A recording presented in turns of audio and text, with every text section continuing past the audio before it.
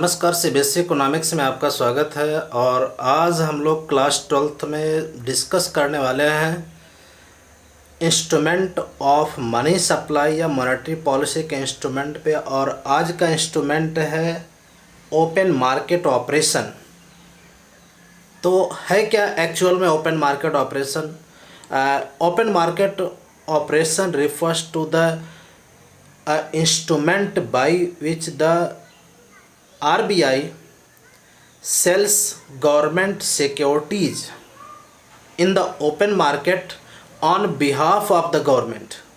मतलब सरकार के बिहाफ पर सरकार की जो गवर्नमेंट सिक्योरिटीज़ है या सेंट्रल गवर्नमेंट की जो गवर्नमेंट सिक्योरिटीज़ है, reserve bank of India market में उसे सेल और परचेज करता है। तो अब आप कहेंगे कि सेल और परचेज करने से मनी सप्लाई पर क्या फ़र्क पड़ता है? तो सिंपल से मैं इसको एक एग्जांपल से आपको समझाता हूँ कि सपोज़ दैट आरबीआई सेल कर रहा है गवर्नमेंट सिक्योरिटीज़ को। तो आरबीआई कैसे सेल करता है? अपने बैंकों, कॉमर्शियल बैंकों के थ्रू मार्केट में, ओपन मार्केट में सेल करता है।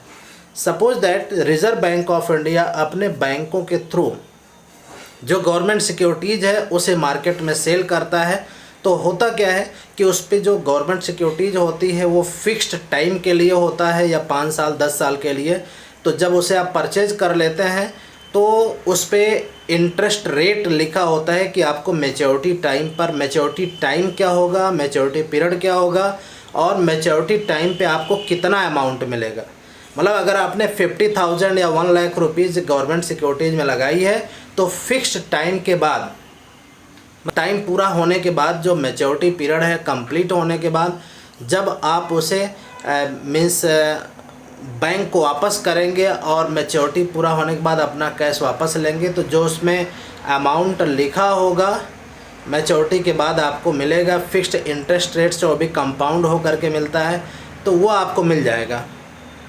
तो कैसे कंट्रोल होता है? सपोज़ दैट बैंक जो है गवर्नमेंट सिक्योरिटीज़ को सेल कर रहे हैं, तो आपके पास जो या इकॉनमी में जो कैश है, रिजर्व्स है या नगद है, वो किसके पास चला जाता है? बैंक के पास चला जाता है, आरबीआई के पास चला जाता है। तो जो मार्केट में जो कैश है, लिक्विडिटी है, वो रिड्यूस हो जाती है। मतलब कहने का मतलब ये है कि जो रिज़र्व बैंक ऑफ इंडिया है गवर्नमेंट सिक्योरिटीज़ को सेल करके जो लिक्विडिटी है इकॉनमी में उसको रिड्यूस करता है, और ऐसा करके वो इकॉनमी में जो इन्फ्लेशन है, इन्फ्लेशन को कंट्रोल करता है या इन्फ्लेशन को करेक्ट करता है। क्योंकि मनी सप्लाई कम होगी, तो मनी सप्लाई कम होगी तो मनी की वैल्यू बढ़ेगी, उसकी परचेजिंग पावर बढ़ेगी, तो जो इन्फ्लेशन है, जो महंगाई है, वो इकॉनमी से रिड्यूस हो जाएगी। तो इस तरह से जो रिज़र्व बैंक ऑफ इंडिया है वो इस गवर्नमेंट सिक्योरिटीज़ के थ्रू मनी सप्लाई को रिड्यूस करता है क्या open market operation? It refers to the sale and purchase of securities in open market operation by the RBI on behalf of the government. By selling securities the RBI reduce the liquidity. Liquidity का मतलब होता है cash, नकद रुपया जो होता है cash में होता है, उसको लिक्विडिटी कहा जाता है in the economy. And by buying the securities the RBI release liquidity cash in the economy. तो वापस भी क्या करता है कि जब वो securities, reserve bank of India लोगों से सिक्योरिटीज वापस परचेज करता है, तो जो बैंकों के पास, आरबीआई के पास जो कैश जमा हुआ था सेल करने के बाद, वो फिर वापस इकॉनमी में रिलीज़ हो जाता है। तो डिफ्लेशन कंट्रोल करने के लिए जो रिज़र्व बैंक ऑफ इंडिया है फिर वापस जो है उसे बाय कर लेता है, मतलब जो सिक्योरिटीज़ है वापस ले लेता है, उसका मैच्योरिटी पूरा हो जाता है, तो सिक्योरिटीज़ जो है वो आरबीआई के पास चली जाती है और जो कैश उसके पास होता है इकॉनमी में फिर से इंजेक्ट हो जाता है। तो इससे डिफ्लेशन कम होता है। During inflation RBI sells the government securities. मतलब इन्फ्लेशन के टाइम पे जो बैंक है, रिजर्व बैंक है, वो सिक्योरिटीज़ को सेल करता है to reduce the money supply in the economy. तो मनी सप्लाई को रिड्यूस करने के लिए ऐसा वो करता है। दूसरा है during the deflation RBI purchases the government securities to increase the money supply in the economy. तो डिफ्लेशन के टाइम पे जो रिज़र्व बैंक ऑफ इंडिया है मनी सप्लाई को इकोनॉमी में बढ़ाने के लिए क्या करता है, उसे रीपरचेज कर लेता है, जनता से सिक्योरिटी वापस चली जाती है और इकोनॉमी में फिर से कैश जो है फ्लो बढ़ जाता है। तो ये रहा ओपन मार्केट ऑपरेशन, मतलब cell purchase of government securities in the open market on behalf of the central government. तो केंद्र सरकार की तरफ से जो बैंक है, रिज़र्व बैंक ऑफ इंडिया है, मार्केट में जो सरकारी जो गवर्नमेंट सिक्योरिटीज़ है उसको बेचता और ख़रीदता है, जैसी रिक्वायरमेंट हुई उसी हिसाब से वो काम करता है।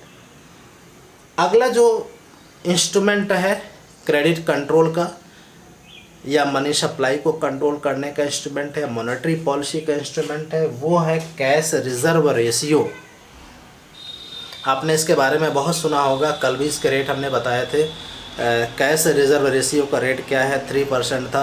तो कैश रिजर्व रेशियो क्या है, इसको आप ऐसे समझ लीजिए कि जो बैंकों के पास टोटल डिपॉजिट्स है, मतलब कुल जो पैसा जमा हुआ है, टोटल डिपॉजिट्स, किसी बैंक के पास जो टोटल डिपॉजिट्स है उसका एक फिक्स्ड परसेंटेज उसे कैश में रिज़र्व बैंक ऑफ इंडिया के पास जमा करना पड़ता है।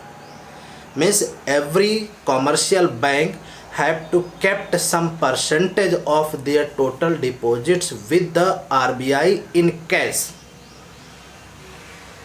तो इसको कहते हैं CRR and it is decided by the Reserve Bank of India to control the money supply in the economy।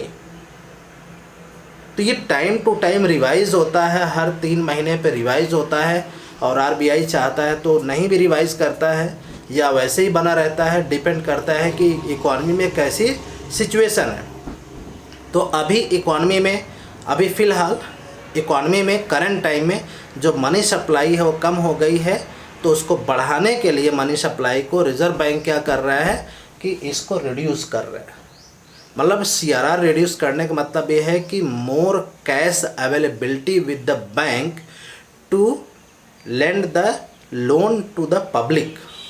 मतलब CRR अगर रिड्यूस करता है, कहने का मतलब ये है कि बैंकों को अब कम पैसा रिज़र्व बैंक के पास रखना पड़ेगा एज अ CRR, और उनके पास ज़्यादा कैश अवेलेबल होगा। किस पर्पज़ के लिए, लोन पर्पज़ के लिए, मतलब लोनिंग ज़्यादा कर सकते हैं। तो अगर CRR रिड्यूस होता है तो मनी सप्लाई बढ़ती है, और मनी सप्लाई बढ़ती है तो आपका डिफ्लेशन कंट्रोल होता है। तो दूसरे केस में अगर इन्फ्लेशन है तो ऐसे केस में CRR को RBI बढ़ा देता है, इंक्रीज कर देता है, जिससे मनी सप्लाई इकॉनमी में रिड्यूस हो जाए और इन्फ्लेशन को कंट्रोल किया जा सके। तो CRR simply it refers to the minimum percentage of banks total deposit required to be kept with the RBI, it is fixed by the RBI। तो इसको आगे भी आपको लिखना है कि इसको अगर CRR बढ़ाते हैं, CRR increased, then money supply reduced, means there is a opposite relationship between the CRR and money supply. मतलब कैश रिजर्व रेशियो और मनी सप्लाई के बीच में अपोजिट रिलेशनशिप होगा। अगर कैश रिजर्व रेशियो बढ़ता है तो मनी सप्लाई घटेगी, और कैश रिजर्व रेशियो अगर घटाता है RBI तो मनी सप्लाई बढ़ जाएगी। मतलब इन्फ्लेशन के केस में CRR को बढ़ाएगा और डिफ्लेशन के केस में CRR को घटाएगा। तो अभी जो रिज़र्व बैंक की साइट से हमने लिया है, RBI की जो साइट है, आप उसमें गूगल में सर्च करिएगा, रिज़र्व बैंक ऑफ इंडिया की जो साइट है उस पे सारे रेट्स दिए हुए हैं। कल भी हमने दिया था स्क्रीनशॉट उसका। CRR है 3% आज की डेट में, एज ऑन 7/5/2020, 7 मई 2020 को 3% है, और SLR 18% है। तो आशा है कि आपको ये टॉपिक समझ में आ गया होगा। अगर वीडियो अच्छा लगे तो लाइक कर दीजिए, चैनल पर नए हैं तो सब्सक्राइब कर दीजिए, बेल आइकॉन दबा दीजिए, जिससे आपको नोटिफिकेशन टाइमली मिल जाए। और कल फिर मिलते हैं नए वीडियो के साथ में, तब तक के लिए बाय बाय, थैंक यू।